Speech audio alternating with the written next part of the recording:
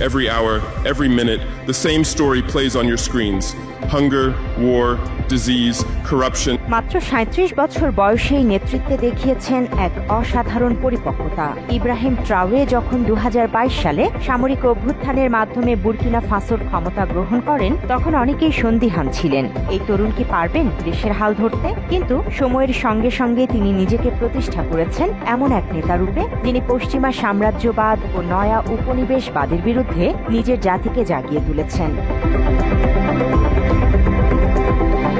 ট্রাওরের প্রভাব শুধু বুর্কিনা ফাসোতেই সীমাবদ্ধ নয়, তার নাম ছড়িয়ে পড়েছে গোটা আফ্রিকায়, এমনকি মহাদেশের বাইরেও। অনেকেই তাকে তুলনা করেন বুর্কিনা ফাসোরই বিপ্লবী কিংবদন্তি টমাস সাঙ্কারার সঙ্গে, যিনি ছিলেন আফ্রিকার চে গেভারা। পশ্চিমা রাজনৈতিক কাঠামোতে ক্ষুব্ধ তরুণ আফ্রিকানদের কাছে ট্রাওরে হয়ে উঠেছেন এক নতুন প্রতিচ্ছবি, সাহস, আত্মবিশ্বাস এবং প্রতিরোধের প্রতীক। আন্তর্জাতিক বিশ্লেষক বেভারলি ওচেং বলছেন, ট্রাওরের বার্তাগুলো সময়োপযোগী। এখন অনেক আফ্রিকানি প্রশ্ন করছেন পশ্চিমাদের সঙ্গে তাদের সম্পর্ক কেমন হওয়া উচিত, আর এত প্রাকৃতিক সম্পদ থাকার পরও কেন তাদের দেশে দারিদ্র্য ঘটছে না। ক্ষমতায় এসেই তিনি ফ্রান্সের সঙ্গে ঔপনিবেশিক সম্পর্ক ছিন্ন করেন এবং ঘনিষ্ঠ হন রাশিয়ার সঙ্গে।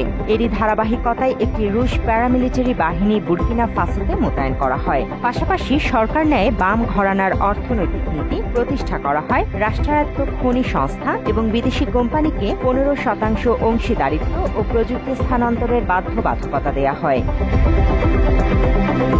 এই নীতির আওতায় রুশ প্রতিষ্ঠান নর্ড গোল্ড সম্প্রতি সোনার খনিতে বিনিয়োগের লাইসেন্স পায়। পাশাপাশি দেশটি গড়ে তুলছে জাতীয় স্বর্ণ মজুত এবং নির্মাণ করছে ইতিহাসের প্রথম স্বর্ণ পরিশোধনাগার।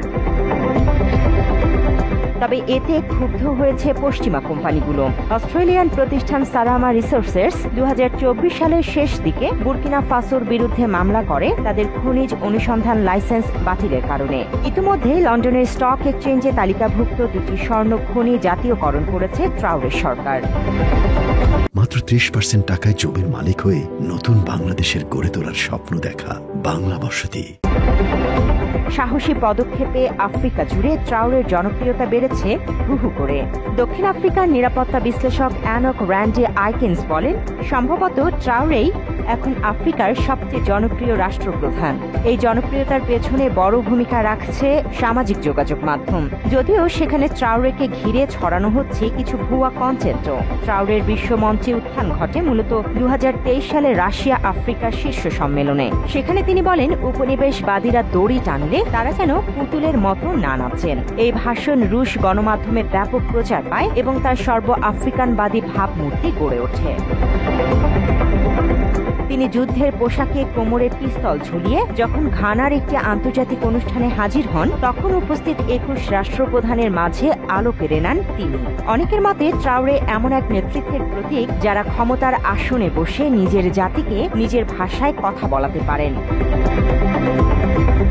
আন্তর্জাতিক মুদ্রা তহবিল ও বিশ্ব ব্যাংকের সাম্প্রতিক মূল্যায়নে বুর্কিনা ফাসোর অর্থনীতিতে অগ্রগতির ইঙ্গিত পাওয়া গেছে। IMF জানিয়েছে, জটিল মানবিক ও নিরাপত্তা পরিস্থিতি সত্ত্বেও দেশের অর্থনীতি ২০২৫ সালে মজবুত থাকবে বলে তারা আশা করছে। দেশে দারিদ্র্যের হারও কিছুটা কমেছে, যা কৃষি ও সেবা খাতে জোরালো প্রবৃদ্ধির ফল। এই তরুণ সেনা কর্মকর্তার ভবিষ্যৎ এখনও অনিশ্চিত, তবে তার নেতৃত্বে পশ্চিম আফ্রিকার ভূ রাজনীতিতে এক বিশাল পরিবর্তনের সুর বেজে উঠেছে। মালি, নাইজার সহ অন্যান্য দেশ ইতিমধ্যে ফরাসি বাহিনী তাড়িয়ে দেওয়ার পদক্ষেপ নিয়েছে। ট্রাওরে বর্তমান আফ্রিকার সবচেয়ে আলোচিত এবং প্রভাবশালী একজন রাজনৈতিক ব্যক্তিত্ব। জান্নাতুল ফেরদৌস, বাংলা এডিশন।